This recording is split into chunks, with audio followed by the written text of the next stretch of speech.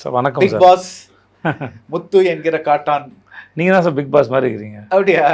இல்ல நான் சொல்ல இது வந்து பாக்கெட் நாவல் எப்படி போயிட்டு இருக்கு? Super sir.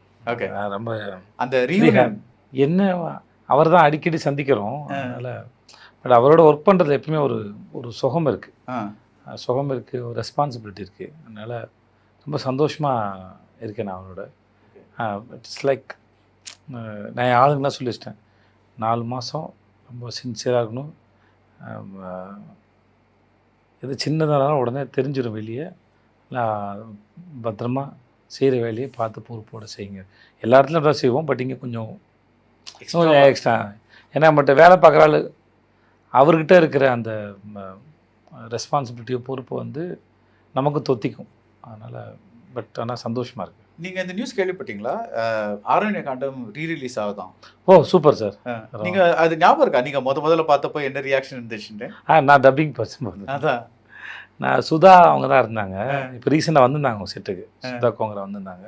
அப்போ குமாரராஜ் சார் தான் சொன்னார். நான் அவர் முன்னாடி குமாரராஜ் சார் நான் எப்பயோ சொன்னேன், எனக்கு பாலாஜி தரணிதரன் வந்து ஒரு நாள் அறிமுகப்படுத்தினார் இந்த சூப்பர் டீலக்ஸ்லாம் முன்னாடி பார்த்தும்போது. அப்புறம் ஒரு நாள் ஃப்ரெண்டாகி பேசும்போது அவர்கிட்ட சொன்னான், சார் இந்த மாதிரி உங்களோட படத்துக்கு டப்பிங் வந்தேன் சார், அதில் இந்த ஒரு எல்லா க்ரௌடாக உட்காந்து பேசிட்டு இருப்பாங்க, அந்த சீன் என்னமோ எனக்கு பிடிக்கல, நான் சில க்ரௌடு டப்பிங் ஆர்டிஸ்ட்டு, அதனால் வந்து நான் வந்து என் குழந்தைய கூப்பிட போகணுன்னு சொல்லிட்டு நான் வாட்டுக்கு கிளம்பிட்டேன் சார் அப்படின்னு சொன்னேன்.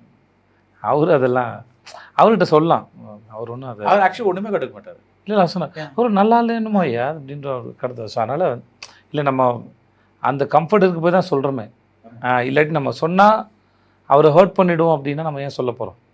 ஸோ அந்த மாதிரி கிடையாது. ஸோ அதனால் ஏன்னா அது மட்டும் இல்லாமல் அது மட்டும் காரணம் இல்லை, அந்த படம் வந்தபோது இவ்வளோ அற்புதமான படத்தையா நம்ம வந்து அதை நமக்கு அவ்வளோதான் அறிவு, அதனால் அப்படி செஞ்சிட்டோம். அப்படி தான் அந்த வழியே வழக்கமான ஒரு புதுசாக ஒன்று வர்றதுக்கு முன்னாடி நம்ம பழைய ஆளாக என்னவாக இருக்குமோ அது வழியாக தான் புது விஷயத்தையும் அணுகிறோம்.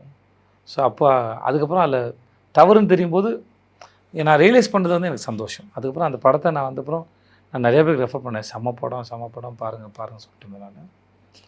அதுக்கப்புறம் நான் அவரோட நடிக்கிறது ரொம்ப ஏங்குனேன், ரெக்கமெண்ட் பண்ண சொல்லி பாலாஜி. ஏன்னா அவர் பாலாஜியோடலாம் ஃப்ரெண்ட் ஆகிட்டார். அவங்க படம்லாம் பார்த்த ஃப்ரெண்ட்ஸ் அந்த அவங்களாம் ஃப்ரெண்ட்ஸாக இருந்தாங்க. பாலாஜி தரணிதரன் அவர்லாம் சொன்னேன், சார் சொல்லுங்கள் சார் படம் பண்ண சொல்லுங்கள் சார், அப்படி எதாவது கேளுங்க, எதாவது வாய்ப்பு சொல்லுங்கள் சார் அப்படின்னு. அப்படி தான் சூப்பர் டீலக்ஸ் ஹேப்பன்.